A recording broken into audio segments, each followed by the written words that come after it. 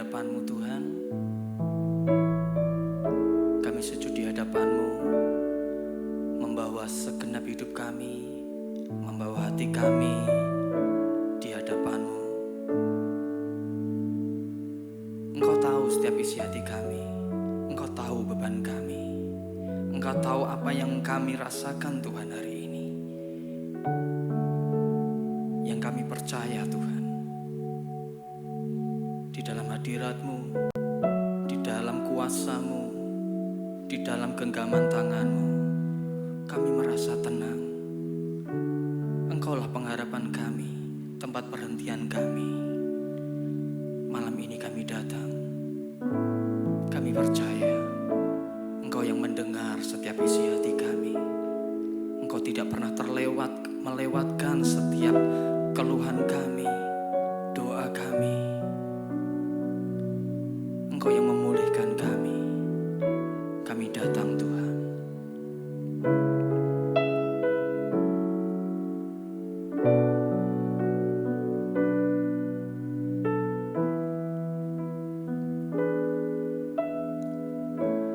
Bapa, Kau mendengar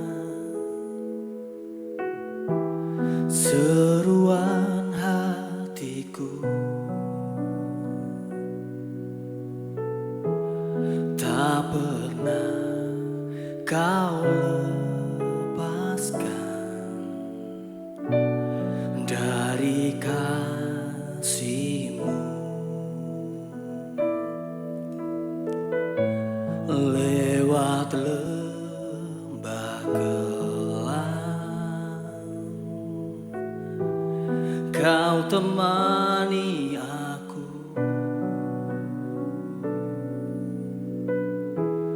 Roh-Mu bekerja selalu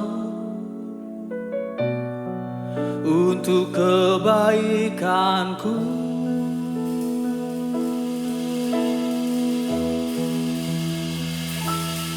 Mengalir kuasa dari tempat maha tinggi, Bapa kekal mulia, Kau hadir di sini, memulihkan hati, menyembuhkan yang terluka. Ku kan tenang bersama-Mu, Bapa.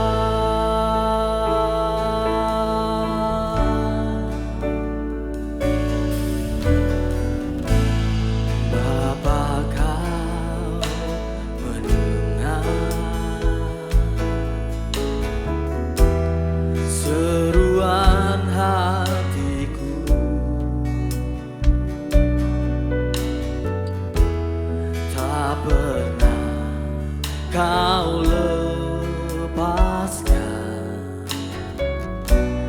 dari kasih-Mu. Lewat lembah kelam, Kau temani aku.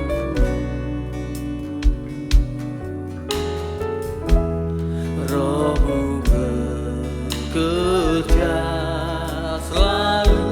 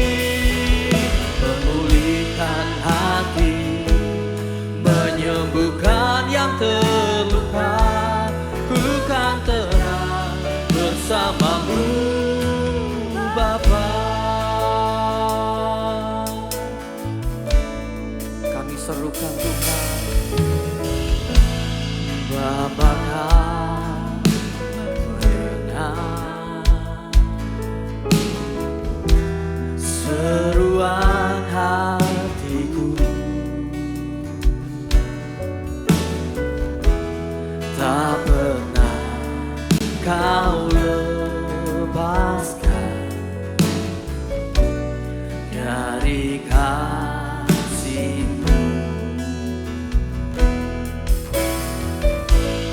Lewat lembah gelap, Kau selalu setia menemani kami, Tuhan.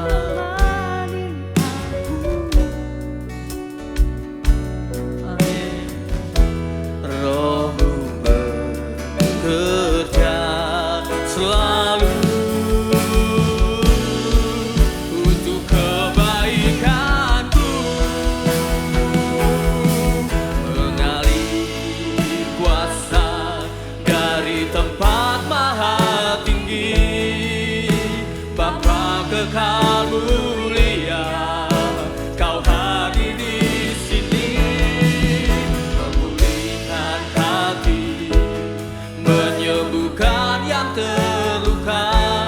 Ku kan tenang bersama-Mu, Bapa. Mengalih kuasa dari tempat maha tinggi, Bapa kekal mulia, Kau hadir di sini, memulihkan hati, menyembuhkan yang terluka. Ku kan tenang bersama-Mu, Bapa.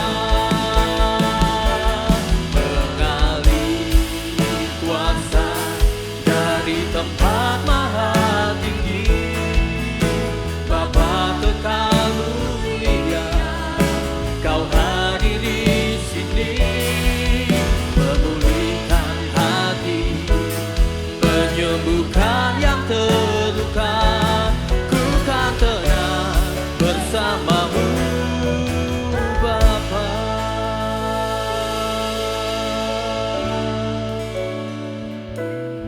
Mengalih kuasa dari tempat maha tinggi, Bapa kekal mulia, Kau hadir di sini, memulihkan hati, menyembuhkan yang terluka. Ku kan tenang bersama-Mu, Bapa.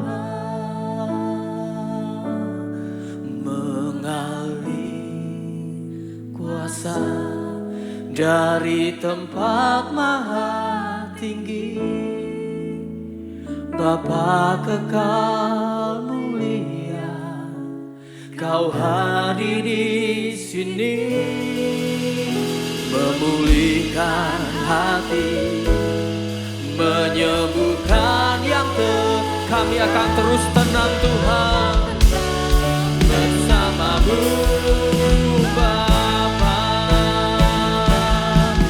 Mengalih kuasa dari tempat maha tinggi, Bapa kekal mulia, Kau hadir di sini, memulihkan hati, menyembuhkan yang terluka. Ku kan tenang bersama-Mu, Bapa. Ku kan tenang bersama-Mu, Bapa. Ku kan tenang bersama-Mu, Bapa.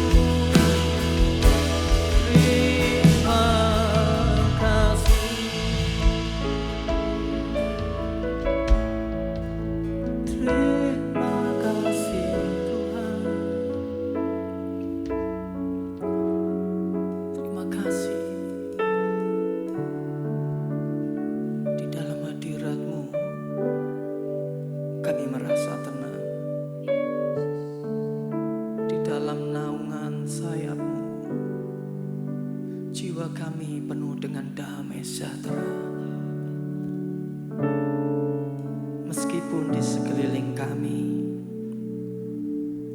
sedang ada badai, sedang ada masalah, tapi kami belajar hidup dalam perlindungan-Mu, Tuhan. Kami belajar tenang menghadapi semua tantangan hanya di dalam-Mu, Tuhan.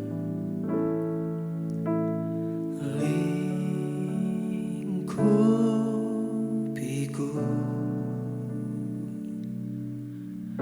dengan sayap-Mu, naungiku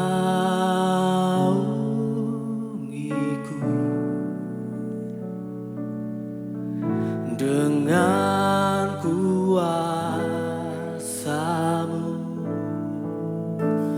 Di saat badai bergelora, ku akan terbang bersama-Mu.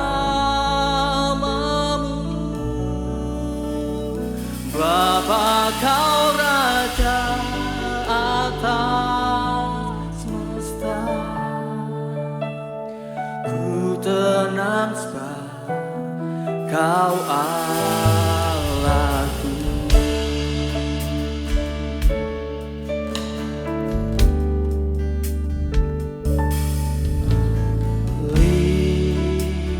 Lingkupiku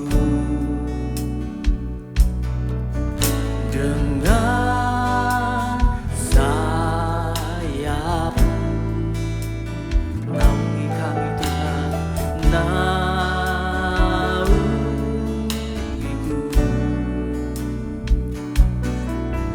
dengan kuasa-Mu. Di saat badai bergelora, ku akan terbang bersama-Mu. Bapa, Kau Raja atas semesta,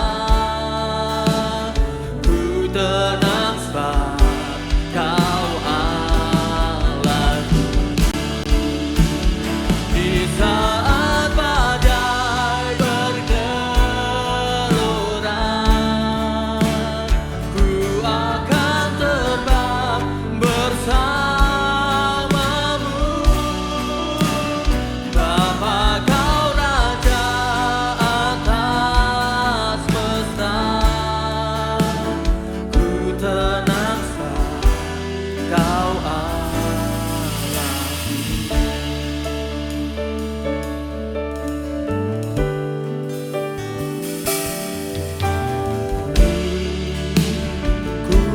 Lingkupiku dengan sayap-Mu,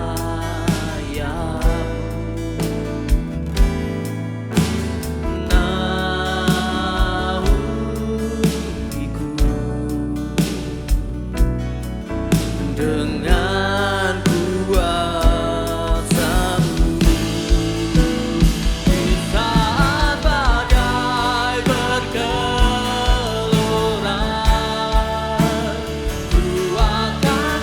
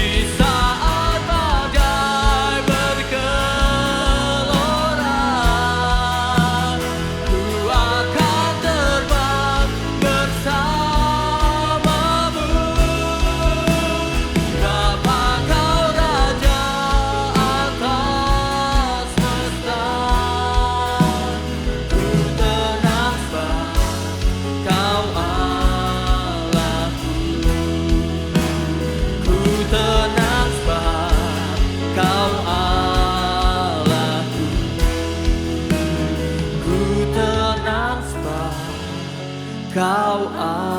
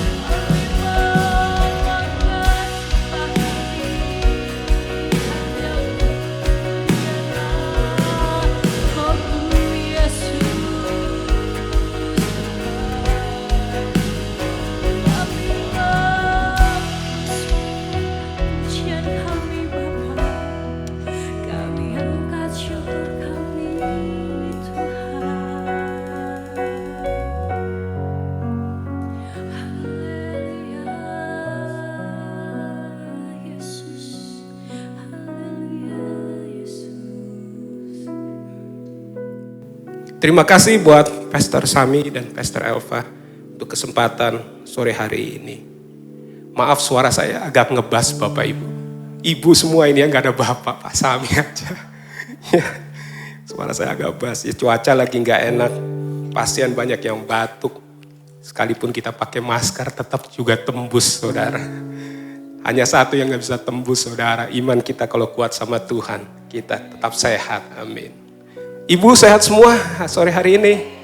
Kita akan belajar satu kebenaran. Siapa yang mau meraih kemenangan dalam hidup ini, boleh angkat tangan dulu. Wah luar biasa ini emang KUG Deborah. Saya kalau lihat KUG Deborah ini saya jadi semangat lagi. Wah luar biasa ini, hujan-hujan seperti ini apalagi gak hujan, mungkin full ini gereja. Luar biasa ya. Yuk kita akan belajar satu tema Bapak dan Ibu, yaitu ini temanya saudara, tentang bagaimana kita wanita menjadi pekerja-pekerja Allah. Bapak dan Ibu, Ibu kekasih semua deh. Karena biasa Bapak dan Ibu, jadi kalau Ibu ini hanya Ibu bingung kita ya. Wanita pekerja Allah. Bapak dan Ibu siapa tidak pernah yang merasakan namanya kekalahan itu pasti.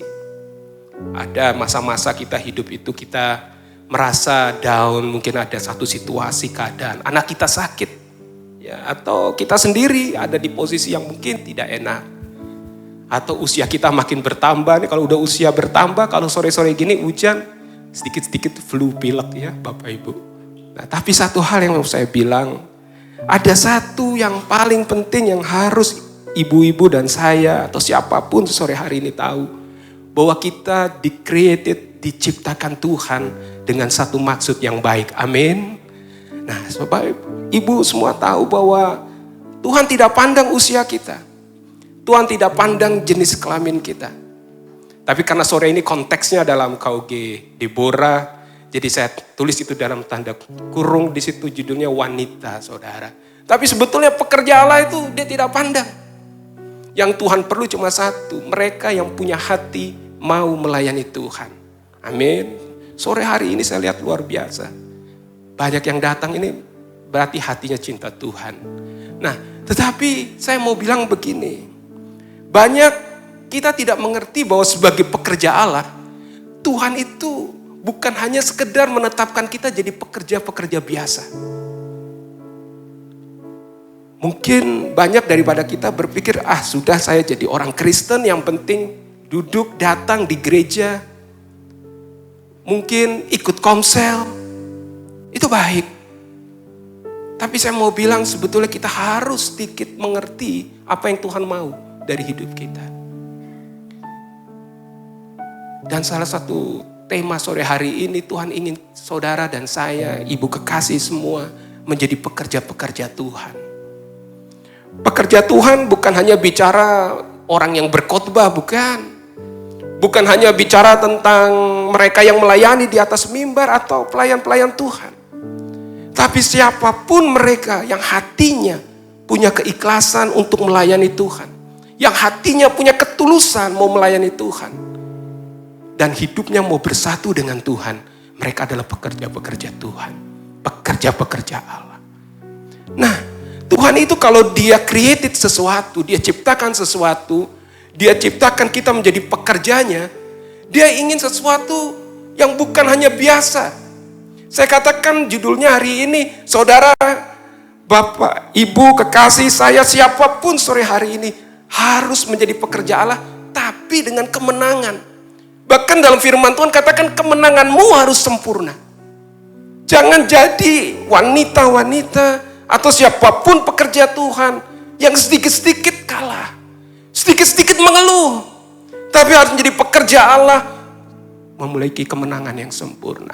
Yuk kita lihat firman-Nya Bapak dan Ibu, kasih Tuhan.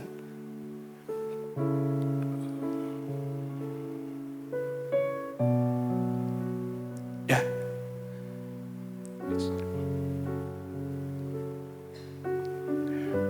Saya ambil 2 ayat menjadi pegangan buat kita pulang sore hari ini. Yang pertama, perhatikan ayat di dalam 2 Korintus pasal 2 ayat 14. Di situ dikatakan demikian firman Tuhan. Tetapi syukur bagi Allah yang dalam Kristus selalu membawa kami di jalan kemenangannya, Bapak Ibu. Perhatikan. Siapapun kita ini sebetulnya sedang dibimbing Tuhan hari-hari ini sampai kita tutup mata untuk terus berada bukan hanya di jalan Tuhan, tapi saya katakan di jalan kemenangannya Tuhan.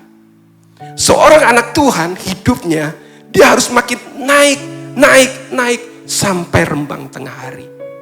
Itu anak Tuhan, pekerja Tuhan. Dan dikatakan apa, saudara? Dengan perantaran kami itu siapa? Ibu, saya, pelayan Tuhan, siapapun yang mencintai Tuhan. Dikatakan apa? Tuhan menyebarkan keharuman, pengenalan akan Dia di mana-mana. Saudara tahu, Tuhan hari-hari ini sedang nunggu sebetulnya. Dia mau pakai pekerja-pekerja Dia. Dan melalui hidup pekerja-pekerja itu, Tuhan mau bikin satu pawai kemenangan supaya orang dunia bisa lihat siapa Yesus. Itu Tuhan dalam hidup kita. Saudara, orang tidak bisa lihat Tuhan Yesus hari ini. Yang dia bisa lihat saudara dan saya. Yang dia bisa lihat saudara dan saya sebagai pekerjanya. Dan perhatikan, yang menuntun kita adalah Tuhan itu sendiri. Lalu buat apa? Apa tujuannya Tuhan membawa kita itu untuk terus berjalan di dalam kemenangannya, saudara? 1 Korintus 9 ayat 22 bagian B dikatakan begini. Bagi semua orang, ini perkataan Paulus, aku telah menjadi segala-galanya. Supaya apa? Ini tujuannya Bapak Ibu kekasih.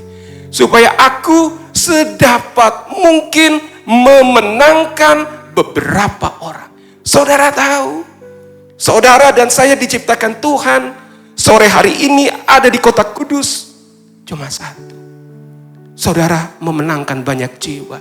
Saudara harus jadi saksi Tuhan. Gaya hidupmu harus menyebarkan keharuman Tuhan dimanapun engkau berada. Ini penting. Karena kalau tidak, hidup kita menjadi sia-sia. Kenapa sia-sia? Mereka nggak tahu.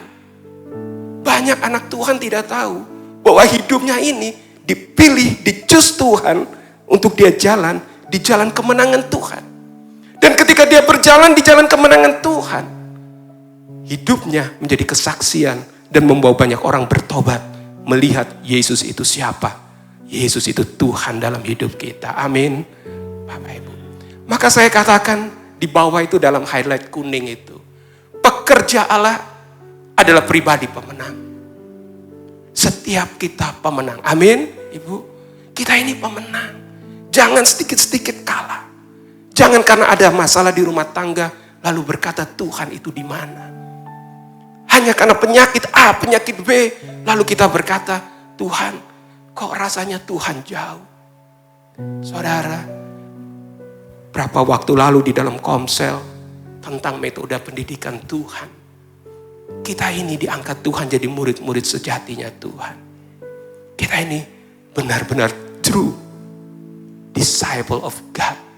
Tapi saya mau bilang begini, kalau saudara jadi murid Tuhan itu bukan seperti guru yang mengajar di sekolah murid, tidak.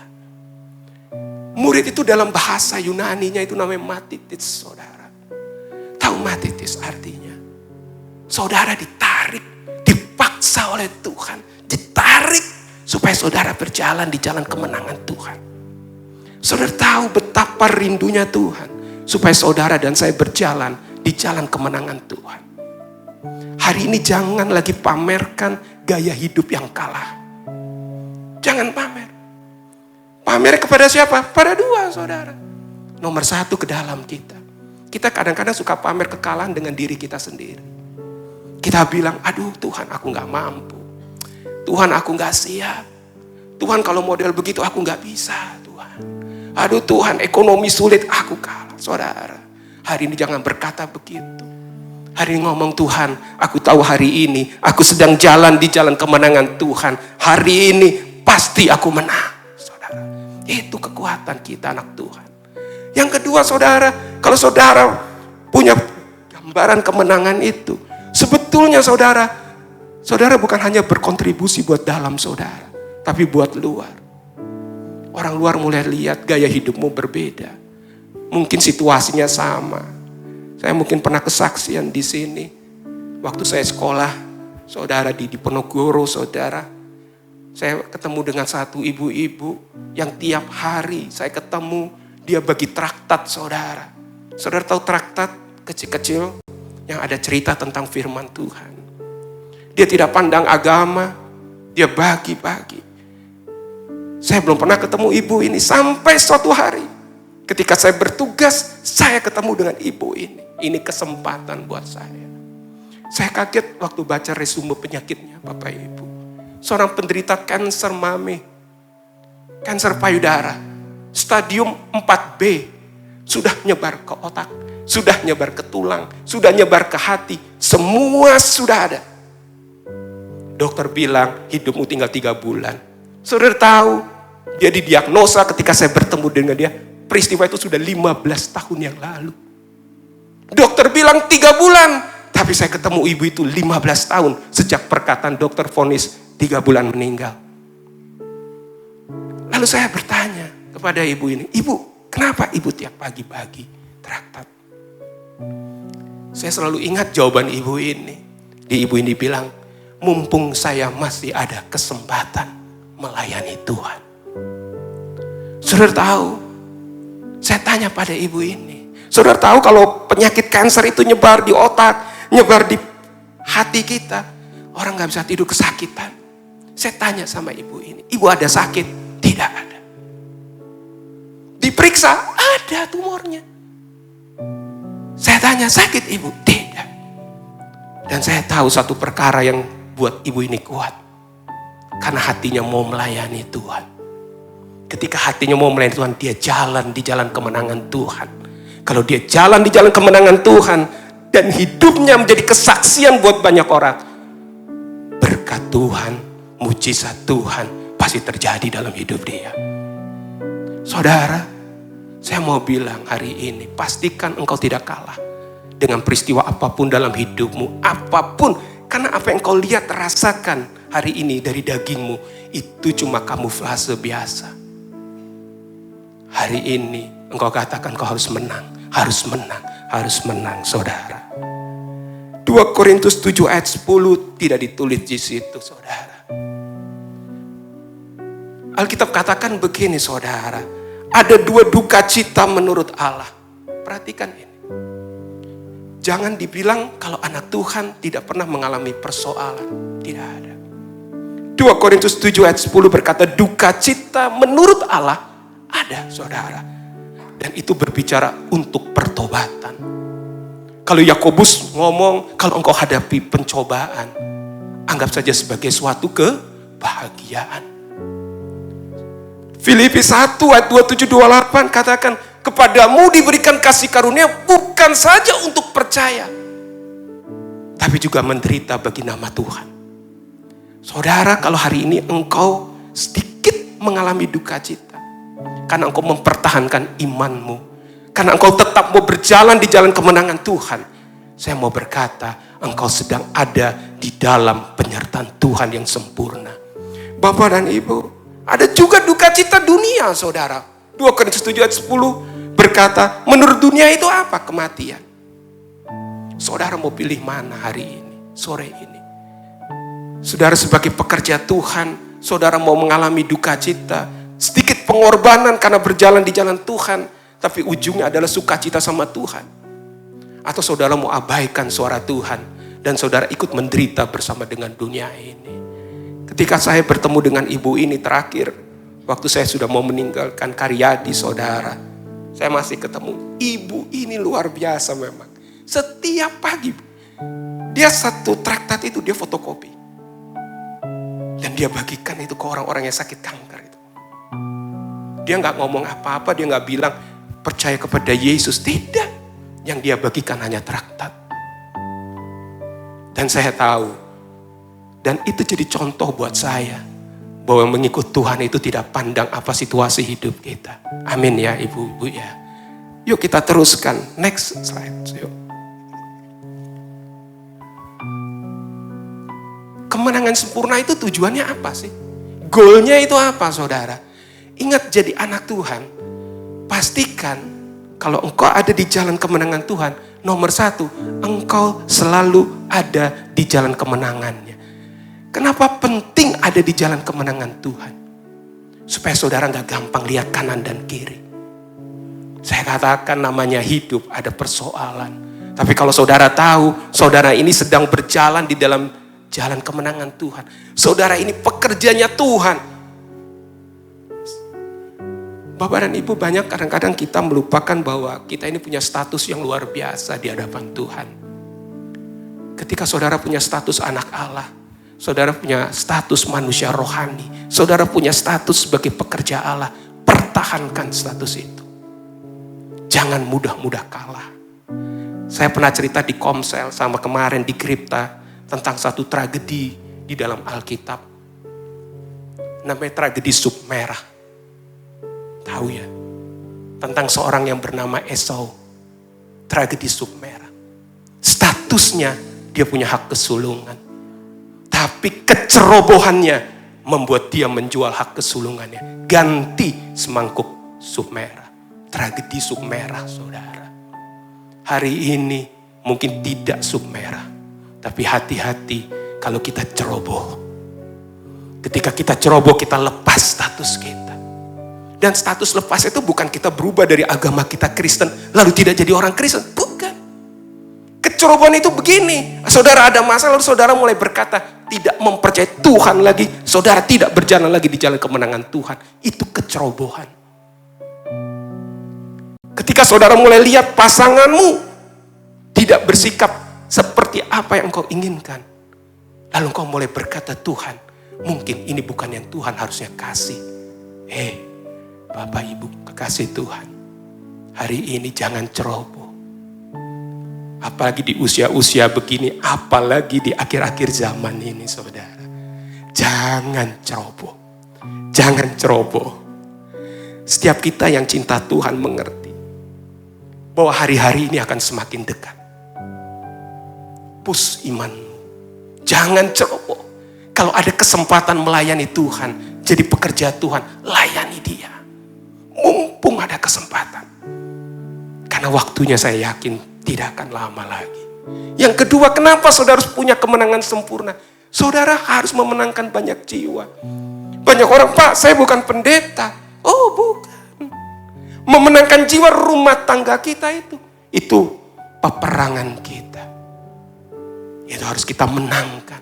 Istri kita bisa enggak kita menangkan. Anak-anak kita bisa enggak kita menangkan. Suami kita bisa enggak kita menangkan. Evangelis terkenal namanya Junaidi Salat. Dia bertobat bukan karena istrinya itu baca-baca firman, bukan. Dia bertobat karena setiap hari kalau dia pulang mabuk, dia lihat istrinya berdoa.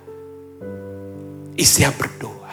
Suatu ketika di malam hari dia bangun, lalu dia ingin dengar apa yang didoakan.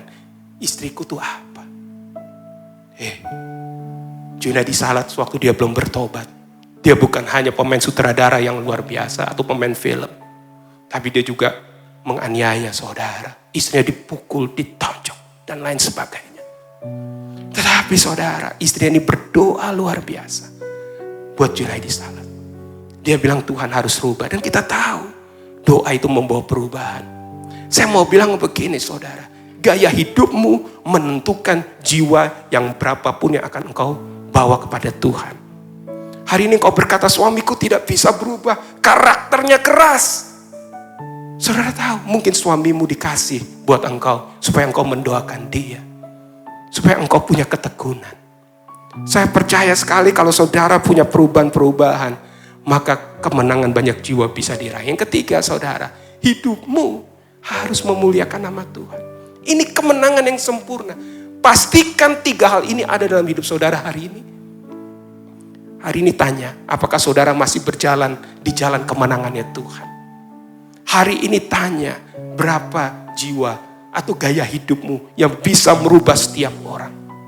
Tanya, apakah hidupmu hari ini menyenangkan nama orang? Tanya orang-orang di sekitarmu. Kalau engkau ada di tengah mereka, apakah engkau membawa damai sejahtera atau tidak? Bapak dan Ibu kekasih Tuhan, perhatikan dalam semuanya itu, Roma 8 ayat 37, kita lebih daripada orang-orang yang menang. Kita ini lebih. Jangan katakan kita ini orang-orang yang gampang kecewa, gampang kalah. Tidak. Saya mau berkata mulai sore ini, ibu-ibu di tempat ini harus jadi ibu-ibu pemenang. Bahkan lebih daripada pemenang. Harus. Jangan kalah dengan situasimu. Ya, lebih daripada orang yang menang. Oleh karena Kristus mengasihi kita. Yuk kita lihat next selanjutnya.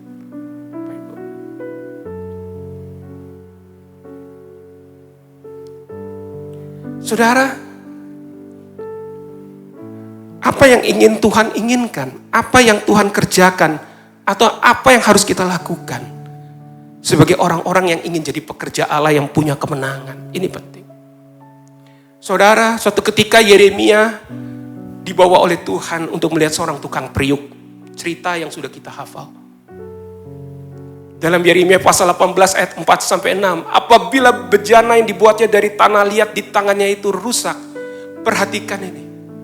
Alkitab katakan dengan jelas. Maka tukang periuk itu mengerjakannya kembali. Perhatikan. Di situ tidak dikatakan ketika bejana tanah liat itu rusak. Maka tukang periuk itu membuang bejana itu. Perhatikan. Saya mau bilang. Seberapa buruk masa lalumu, Tuhan tidak pernah akan membuangmu. Perhatikan.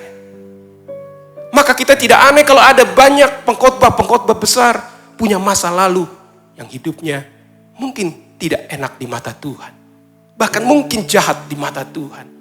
Tapi ketika mereka sungguh bertobat dan Tuhan tangkap mereka, Tuhan pilih mereka, mereka menjadi seorang yang berkobar-kobar bagi Tuhan. Saya mau bilang, tidak pernah masa lalumu menentukan masa depanmu bersama dengan Tuhan. Tidak pernah. Hari ini perhatikan.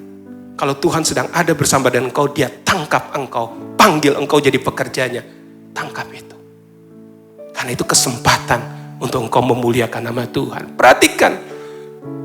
Tukang periuk itu mengerjakan kembali menjadi bejana lain menurut apa yang baik. Saudara, sampai hari ini saya tahu. Yang namanya Tuhan itu tidak pernah Dia ciptakan kita. Dia pilih kita setengah-setengah. Tidak pernah. Hari ini kalau ada orang atau anak-anak Tuhan tidak pernah mencapai peak level apa yang Tuhan mau. Karena dia tidak sadar dan dia tidak mengerti bagaimana hidup bersatu dengan Tuhan. Anak-anak Tuhan harusnya hidupnya naik, saudara. Naik, makin naik. Tidak pernah turun. Makanya hari ini saya mau berkata, kalau engkau punya masa lalu yang tidak enak, mungkin kau berkata, aduh, aku pendidikanku biasa-biasa saja. Aduh, aku gak punya kemampuan apa-apa. Oh, saudara, saya selalu katakan, masalah penambahan itu bagian Tuhan. Bagian kita berkata, yes, Tuhan, aku mau. Ketika kau berkata mau, maka Tuhan tambahkan. Perhatikan ayat kelima, kemudian datanglah firman Tuhan kepadaku bunyinya, masakan aku tidak dapat bertindak kepada kamu seperti tukang periuk ini, hai kaum Israel. Saudara, yang dipentingkan oleh Tuhan nomor satu, saudara mau tidak dibentuk oleh Tuhan. Sore hari ini saudara, saya ajak ibu-ibu di tempat ini, berkata, Tuhan, aku tahu usiaku mungkin sudah lanjut, tapi aku tahu aku masih mau dibentuk oleh Tuhan. Hari ini bilang sama Tuhan, aku mau di-reshape sama Tuhan. Dibentuk ulang sama Tuhan. Saudara, yang namanya dibentuk oleh Tuhan itu dilengkungin, mungkin dipatahkan, mungkin dirusak. Tapi suatu saat itu akan jadi baik di mata Tuhan. Hari ini kalau engkau sedang ikut Tuhan, lalu engkau mengalami masa-masa kesulitan, saudara mulai mengerti hari ini, bahwa itu bukan karena masa laluku atau apapun. Tapi aku tahu Tuhan, ketika aku sungguh dan aku ada di dalam persoalan, aku tahu aku sedang dibentuk oleh Tuhan. Minimal Tuhan ingin lihat ketekunanmu. Karena Alkitab katakan, Kalau engkau tekun, maka buahmu matang, utuh, sempurna. Engkau tidak pernah kekurangan apapun. Itu janji Tuhan, saudara. Perhatikan, sikap mau dibentuk Allah. Ini penting. Mau. Katakan tiap malam dalam doamu. Kalau engkau mau tidur, katakan, Tuhan, aku mau dibentuk oleh Tuhan. Jangan mau dibentuk oleh manusia. Saudara, apalagi di zaman hari ini, semua ada maunya. Tapi kalau Tuhan, itu pasti punya tujuan yang baik dalam hidupmu. Katakan, Tuhan, aku mau dibentuk oleh Tuhan. Dan perhatikan apa? Dibentuk menjadi apa? Pekerja yang unggul dan berguna. Bukan pekerja biasa. Saya mau katakan gini, kalau melayani Tuhan, jangan setengah hati. Kalau melayani Tuhan sepenuh hati. Layani Tuhan dengan kesungguhan. Jadi pekerja unggul Tuhan. Katakan, Tuhan, aku mau jadi pekerja unggulmu. Aku mau melayani Engkau sepenuh hati. Saya selalu kagum dengan KOG Deborah ini. Bukan karena saya sore ini ada di tempat ini. Saya sudah mungkin 2-3 kali melayani di tempat ini, di KOG Deborah. Dan selalu minimal setengah penuh. Maka saya katakan luar biasa. Tapi saya mau bilang, ibu, siapapun yang ada di tempat ini, engkau tuh orang-orang luar biasanya Tuhan. Engkau tuh orang-orang pemenangnya Tuhan. Jangan kalah dengan apapun. Sikapmu menentukan, bilang sama Tuhan, Tuhan, aku mau dibentuk oleh Engkau. Aku menjadi pribadi yang unggul berguna Tuhan. Aku gak mau jadi biasa-biasa Tuhan. Aku mau melayani Tuhan luar biasa. Yang kedua, saudara, perhatikan.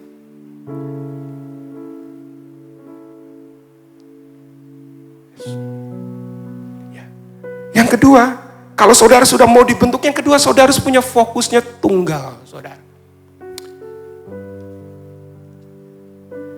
Saya sering dalam pelayanan ini, saya sering ketemu orang itu, termasuk pengalaman mungkin di masa lalu hidup kita.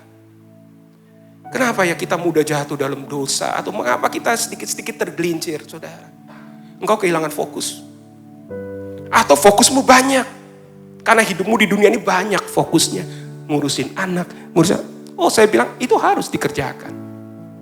Tapi perhatikan, prioritas utamamu menentukan. Maka suatu ketika Tuhan Yesus sedang berjalan, saudara, lalu banyak orang ngikutin dia di belakang. Lalu Tuhan Yesus stop dan dia berpaling, lihat orang-orang yang ngikut. Terus dia mulai ngomong, kalau kamu mau ikut ke aku, kasih aku lebih dari ayahmu, dari ibumu, dari anakmu, dari apapun. Lalu Tuhan Yesus juga ngomong, kalau mau ikut aku, pikul salibmu dan ikut aku. Lalu dia mulai cerita, kalau jadi anak Tuhan, Tuhan Yesus ngomong, kalau mau jadi muridku, punya orang yang pertimbangannya matang. Kalau mau bangun menara, hitung-hitung dulu. Uangmu cukup enggak bangun menara? Jangan ketika engkau bangun menara, baru 1 bulan, engkau tidak punya uang, menara tidak jadi, orang ketawain engkau. Atau kalau engkau seorang raja mau pergi berperang, lawanmu 20.000, engkau 10.000. Masa engkau berperang melawan 20.000? Artinya apa, saudara? Kalau mau ikut Tuhan, jangan setengah-setengah, punya pertimbangan matang. Hari ini, saudara, jadikan Yesus sebagai prioritas utama dalam hidupmu. Pak, kalau gitu aku melanggar dong. Aku berarti tidak mengasihi suamiku, anakku. Oh tidak. Dalam hukum Taurat 1-10 nomor 5 berkata, hormatilah ayahmu dan ibumu. Dan saya percaya satu hal, kalau engkau mengerjakan, memprioritaskan Tuhan, Tuhan akan siapkan prioritas-prioritas lain yang penting dalam hidupmu di dunia ini. Dan kau tidak akan kekurangan. Banyak orang takut melayani Tuhan. Mereka bilang, aduh kalau aku melayani Tuhan, nanti aku meninggalkan anakku. Aduh kalau aku melayani Tuhan, aku gak punya waktu buat keluargaku. Saya mau bilang, hari ini layani Tuhan dengan sungguh. Jadikan dia prioritas. Maka Tuhan pasti siapkan waktu untuk engkau melayani keluargamu. Itu pasti. Makanya perhatikan dalam Ibrani 12 ayat 2 bagian A. Marilah kita melakukannya dengan mata yang tertuju kepada Yesus. Saudara, fokusmu hanya kepada Yesus. Hanya Dia yang bisa bawa iman kita kepada kesempurnaan. Yang lain tidak ada. Kalau saudara punya fokus yang lain, tidak bisa bawa saudara kepada kesempurnaan, tidak bisa. Bahkan Alkitab katakan, yang ganti abaikan kehinaan, tekun pikul salibmu, ganti sukacita yang disediakan, yang sekarang duduk di sebelah kanan Allah Bapa. Saya mau berkata begini Bapak Ibu, dalam tulisan bawah itu, looking unto Jesus, the author and finisher our faith. Saya katakan, ini bukan tulisan saya, ini saya ambil dari buku. Dari buku ini Bapak, bukan saya. Ini saya tulis, ini kata-kata ini menarik buat saya. Lihat kepada Yesus. Dia itu pengarang, Dia penciptamu. Dan Dia juga yang jadi akhir. Ketika engkau akhir hidupmu, Dia akan bertemu dengan engkau. Miliki Yesus sebagai prioritas utama dalam hidup ini. Miliki Yesus saudara, jangan yang lain. Yang ketiga Bapak Ibu, apa yang perlu dikerjakan yang ketiga saudara?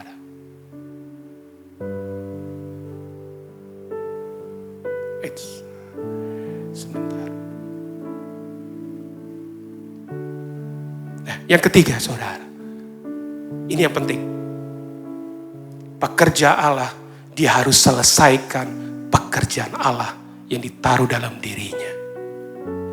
Saya selalu katakan, jadi orang Kristen yang bertobat itu good.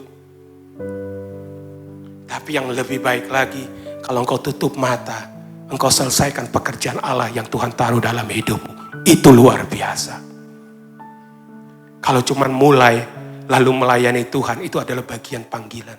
Tapi ketika engkau terakhir, engkau tutup mata, apakah engkau tetap setia menjadi pekerja-pekerja Allah? Itu yang paling penting. Maka kata Tuhan dalam 2 Korintus 3, 4-5 dikatakan, demikianlah besarnya keyakinan kami kepada Allah oleh Kristus. Dengan diri kami sendiri kami tidak sanggup memperhitungkan sesuatu seolah pekerjaan kami. Tidak, kesanggupan kami adalah pekerjaan Allah. Pak, gak mungkin di zaman ini jadi orang yang setia, kudus di hadapan Tuhan. Kalau gak ikut neko-neko Pak, gak bisa. Saya mau bilang itu dunia punya cara. Tapi saya mau bilang di dalam Tuhan, yang bikin engkau sanggup itu bukan kekuatanmu, tapi karena engkau punya Yesus di dalam hidupmu. Amin. Amin. Ketika engkau punya Roh Kudus dalam dirimu, ketika engkau mau bersatu dengan Dia, Dia pasti memampukan engkau menyelesaikan setiap pekerjaan yang ditaruh Tuhan dalam hidupmu. Sore ini jadi pertanyaan, apakah engkau mau menjadi pekerja Allah? Pekerja Allah yang bukan setengah-setengah, tapi pekerja Allah yang sepenuh hati. Pekerja Allah yang sepenuh hati hari ini katakan, Tuhan, aku mau dibentuk. Aku mau dibentuk reshape Tuhan. Saudara, kadang kita tahu dalam hati kita, aduh Tuhan, aku belum kasih yang terbaik. Sore ini saya ajak ibu-ibu di tempat ini, ngomong sama Tuhan, Tuhan, aku mau lebih baik lagi melayani Tuhan. Aku mau jadi pekerja Allah. Kalau saudara sudah begitu, lalu saudara mulai punya fokus kepada Tuhan. Lihat salib Yesus. Jangan lihat yang lain, saudara. Kalau saudara lihat yang lain, saudara tahu, saudara itu dipilih oleh Tuhan. Saya bilang bahwa ini satu privilege, satu kebanggaan ketika saudara dipilih oleh Tuhan. Jangan ceroboh. Tetap perhatikan hidupmu. Dan tetap bersekutu dengan, dan terakhir, selesaikan tugasmu. Saya kasih satu contoh, saya tidak lama Bapak Ibu. Saya kasih satu contoh yang baik. Mungkin banyak orang berpikir, contoh yang baik itu yang luar biasa kayak Daud, pahlawan perang. Wah kayak Samuel, seorang nabi. Tidak. Alkitab mencatat ada 2 orang, ibu dan anak, namanya Louis dan Eunike. Siapa mereka? Yang satu Louis, omanya Timotius. Eunike, mamanya Timotius. Saudara tahu, 2 nama ini dicatat di Alkitab. Bukan karena sesuatu yang hebat, dahsyat, mujizat besar-besar. Tidak. Tapi ini tercatat di Alkitab. Dan ini sama dengan ibu-ibu yang ada di tempat ini. Apa yang dikerjakan oleh Louis dan Eunike? Alkitab katakan dalam 2 Timotius 1 ayat ke-5. Paulus katakan begini. Dia bicara dengan Timotius dalam suratnya kepada Timotius, dia ngomong, sebab aku teringat akan imanmu yang tulus ikhlas. Saudara tahu, banyak orang berbicara tentang iman yang luar biasa. Tapi hari ini Tuhan ngomong hal yang sederhana tentang iman yang tulus ikhlas. Tidak besar-besar. Iman yang tulus, yaitu apa? Iman yang pertama-tama hidup di nenekmu Lois dan di dalam ibumu Eunike, dan yang aku yakin hidup juga di dalam dirimu. Saudara, hari ini pekerjaan Allah dalam hidupmu sebagai seorang ibu, mungkin hari ini engkau sebagai seorang oma, nenek. Apakah engkau punya iman yang tulus ikhlas? Apa engkau bisa pastikan anakmu, cucumu menjadi orang-orang yang luar biasa yang bisa dipakai Tuhan suatu saat? Hari ini banyak orang berlomba-lomba supaya anaknya pintar luar biasa. Tapi hari ini Alkitab ajarkan kita, pastikan anak dan cucu kita menjadi orang-orang yang takut akan Tuhan. Bukan hanya sekedar takut, jadi orang yang luar biasa. Luar biasanya apa? Melayani Tuhan. Saya berdoa sore hari ini. Hari ini ibu-ibu yang ada di tempat ini, oma-oma yang ada di tempat ini. Kalau engkau pulang, hari ini lihat anakmu, lihat cucumu. Engkau berkata kepada Tuhan, Tuhan, aku mau jadi pekerjamu. Aku mau taruh iman yang tulus ikhlas kepada anak dan cucuku. Supaya mereka bukan hanya jadi anak yang pintar di mata dunia, tapi mereka menjadi anak yang melayani Tuhan sampai anak ini tutup mata. Oh, saya tahu sekali di hadapan Tuhan hal ini kelihatannya tidak terlihat, tetapi luar biasa maknanya, saudara. Lalu dikatakan dalam Kisah Para Rasul 16 ayat 1 sampai 2. Paulus datang ke Derbe lalu ke Listra, di sana tinggal seorang murid bernama Timotius. Perhatikan ini. Ibunya seorang Yahudi, namanya Eunike, kita tahu. Dan seorang yang percaya. Tetapi ayahnya seorang Yunani. Jadi Timotius ini perpaduan, ayahnya Yunani, ibunya Yahudi. Alkitab tidak jelaskan siapa bapaknya. Bahkan mungkin kalau banyak penafsir atau Alkitab berkata mungkin bapaknya ini sudah meninggal waktu Timotius kecil. Maka sosok Paulus ini seakan-akan menjadi seorang ayah bagi Timotius, saudara. Perhatikan kata-kata selanjutnya. Jemaat di Listra dan Ikonium pun memuji dia. Oh saudara, jemaat-jemaat itu memuji siapa Timotius itu. Dan tahu Timotius itu dapat itu semua dari siapa? Dari oma dan dari mamanya. Saudara tahu kalau saudara ibu-ibu di tempat ini, engkau jadi seorang yang setia sama Tuhan. Kalau engkau jadi seorang pekerja Tuhan yang luar biasa, engkau berkata engkau mau jadi pemenangnya Tuhan. Saudara, bukan hanya engkau yang dimenangkan. Seluruh rumahmu dimenangkan. Bahkan saya mau katakan cucumu, anakmu dimenangkan oleh Tuhan. Hari ini mungkin kita khawatir dunia tambah jahat ya. Aduh, nanti anakku sekolah gimana ya? Aduh. Lebih banyak khawatir daripada kita mengerjakan iman yang tulus kepada anak dan cucu kita. Hari ini hari ini ubah gaya hidup. Banyak berdoa supaya anakmu banyak berdoa. Saya katakan, saya ini tidak punya ayah. Ayah saya sudah gak ada dari saya umur 4 tahun. Yang membuat saya kuat cuma satu, ibu saya. Mama saya, saudara. Mama saya orang Ambon, saudara. Saya selalu bangun jam 3, jam 4 pagi belajar. Cuma karena apa? Karena saya dengar mama saya menangis sambil berdoa di ruang makan. Ketika saya buka pintu, saya dengar mama saya nangis. Mama saya berdoa sambil nangis, Bapak Ibu. Dan dia berdoa buat anak-anaknya. Dan saya tahu saya ada hari ini, saudara. Pasti karena penyertaan Tuhan. Tapi saya tahu yang menguatkan saya adalah ibu saya. Saya ada hari ini karena ibu saya luar biasa. Dia pernah ngomong sama suatu ketika sebelum dia meninggal, pertemuan terakhir. Dan itu kata-kata yang, ibu saya itu demensia. Ibu saya itu demensia, saudara. Tidak ingat apa-apa karena terlalu keras hidupnya. Dia harus biayain kami. Dia jual macam-macam ke pasar pagi. Saudara jual macam-macam. Yang penting anak-anaknya bisa makan, bisa sekolah, saudara. Sampai suatu saat, teman-teman gereja mama saya telepon saya. Michael, ya, tolong mamanya diperiksa. Kenapa tante? Mama sekarang kalau berdoa, mama saya itu pendoa di gereja, saudara. Lalu mama saya itu kalau berdoa diulang-ulang. Nah, peristiwa itu membuat saya tahu, lalu saya pulang ke Jakarta, saya bawa ke rumah saya, dan akhirnya terdeteksi. Mama saya demensia, saudara. Dan saudara, saya pernah katakan di gereja, Pak Sambi tahu. Mama saya itu lupa semua, saudara. Dia pernah suatu saat lihat saya, dia nggak ingat saya. Jadi mama saya sakit di rumah sakit, saya datang, saya tidur, mama saya nggak tahu saya datang. Jam 2, jam 3 pagi, mama saya bangun, saudara. Mama saya bangun, lalu saya ikut bangun. Ma, Michael di sini. Siapa kamu? Saya dipukul, saudara. Karena dia tidak tahu siapa saya.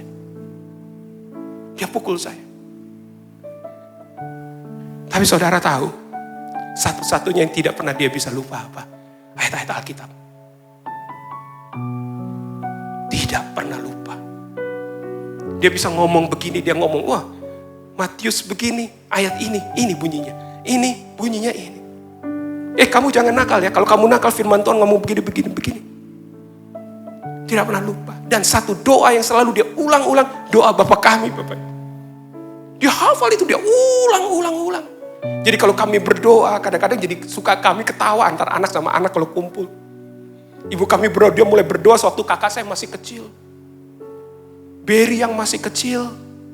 Michael yang masih kecil, pelan saya ada sudah besar di situ. Tapi dia tidak pernah lupa yang namanya firman Tuhan dan doa Bapa kami. Saya mau bilang begini. Satu keyakinan saya, firman Tuhan itu hidup, amin. Engkau boleh lupa semua. Tapi kalau engkau cinta Tuhan, firman itu melekat bukan hanya di pikiranmu, di hatimu. Dia menyatu dengan dagingmu, saudara. Dan itu tidak pernah jadi lupa. Dan saya ingat itu, dia ngomong satu saat. Tiba-tiba saudara, saya nggak tahu, saya juga tidak ada penelitian. Tiba-tiba ketika saya pulang, dia bilang, Mike pulang ke Jakarta, mama mau ngomong. Saya pulang saudara, seminggu kemudian mama saya meninggal. Tiba-tiba dia jadi orang yang sehat saudara.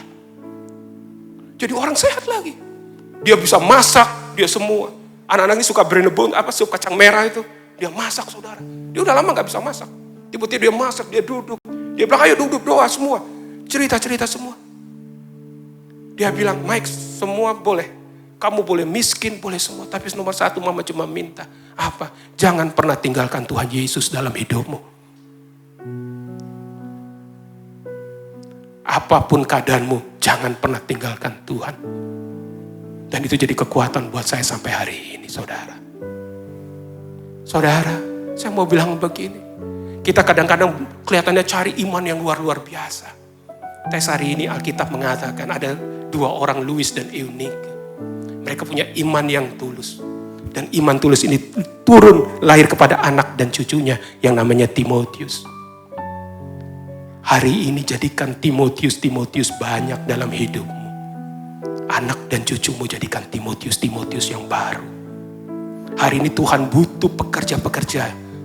Di masa yang depan pekerjaan Tuhan begitu besar. Dia butuh anak-anak Tuhan, pelayan Tuhan. Hari ini gaya hidupmu menentukan apakah engkau punya iman yang tulus dan ikhlas. Perhatikan dalam 2 Timotius 2, 3 ayat 14-15. Tetapi kamu teruslah berpegang pada apa yang telah engkau pelajari dan yang telah engkau yakini. Karena engkau tahu dari siapa engkau mempelajari. Seorang Paulus tahu. Timotius ini created, terbentuk begini bukan karena pintarnya. Bukan. Pintar itu bisa dicari. Pintar itu bisa dipelajari.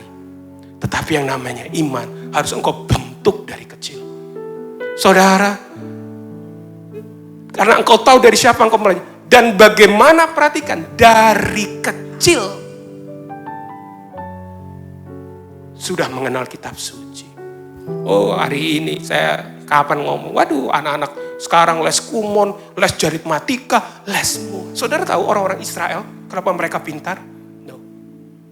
Mereka tidak diajarkan apapun. Anak-anak itu 0 sampai 4 tahun. 4 tahun pertama yang dikasih hukum Taurat. Firman Tuhan, firman Tuhan. Kita sibuk dengan dunia ini, aritmatika, kumon yang sebentar saja dipelajari engkau bisa. Tapi engkau lupa mendidik anak-anakmu dan cucumu dalam takut akan Tuhan. Mengenal firman Tuhan. Sejak kecil engkau sudah mengenal kitab suci yang dapat memberikan hikmat kepadamu. Oh, anakmu itu butuh hikmat. Cucumu butuh hikmat. Dunia ini akan semakin jahat ke depan. Anakmu butuh hikmat, cucumu butuh hikmat. Hari ini jadi pekerja Allah. Saya undang ibu-ibu di tempat ini. Didik anak dan cucumu mengenal kitab suci. Didik mereka ulang-ulang. Kitab Ulangan berkata begitu. Perkatakan terus-menerus berulang-ulang. Di tempat tidur, di meja makan. Jangan sibuk dengan dunia ini, saudara. Kalau anakmu imannya kuat, saya yakin pasti jadi pintar di dunia ini. Pasti itu. Pasti. Gak usah khawatir. Tapi kalau engkau lupa, anakmu akan menjadi seorang yang tidak dekat dengan Tuhan. Dan untuk putar balik ketika dia dewasa, menjadi susah. Saudara. Mengenal kitab suci yang dapat memberi hikmat dan menuntun engkau kepada keselamatan oleh iman. Paulus tahu. Maka saya mau bilang peran wanita, peran ibu itu luar biasa. Karena engkau jadi contoh buat anak dan cucumu. Gaya hidupmu menentukan. Oleh karena itu perhatikan. Apakah engkau mau dibentuk oleh Tuhan sore hari ini? Apakah engkau terus melatih matamu melihat kepada Tuhan? Apakah engkau mau berkata, Tuhan, hidupku mau mengharumkan engkau? Dan itu tidak perlu yang besar-besar. Tidak perlu jadi pengkhotbah. Tidak perlu jadi hal yang luar biasa. Tapi engkau jadi contoh yang baik buat anak dan cucumu. Jadi contoh buat suamimu. Maka itu luar biasa di mata Tuhan. Penutup, saudara. Terakhir.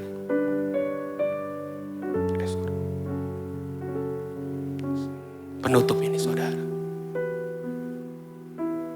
Apa goalnya, saudara? Saya tulis ini. Saya berdoa sama Tuhan ketika saya mau dapat kata-kata ini. Tuhan, apa ya yang paling baik yang bisa Tuhan taruh buat jemaatmu, saudara? Dan Tuhan kasih kata-kata ini. Mike, kalau engkau mau ikut aku sepenuh, jangan cuma deketin.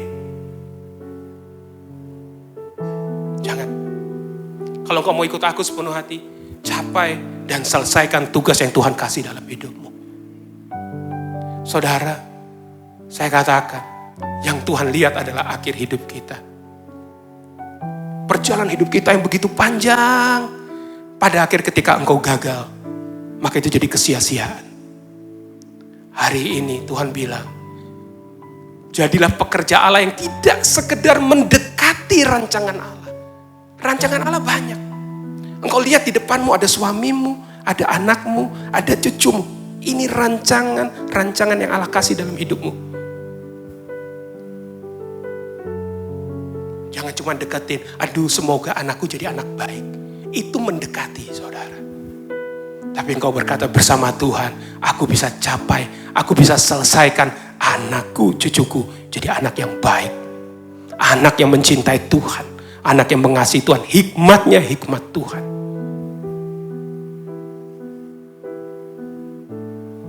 Saudara, dalam hidup ini, di umur saya ini, saudara, saya sudah melihat banyak orang-orang yang jauh lebih pandai. Banyak sekali. Pintar sekali. Saya punya teman pintar sekali.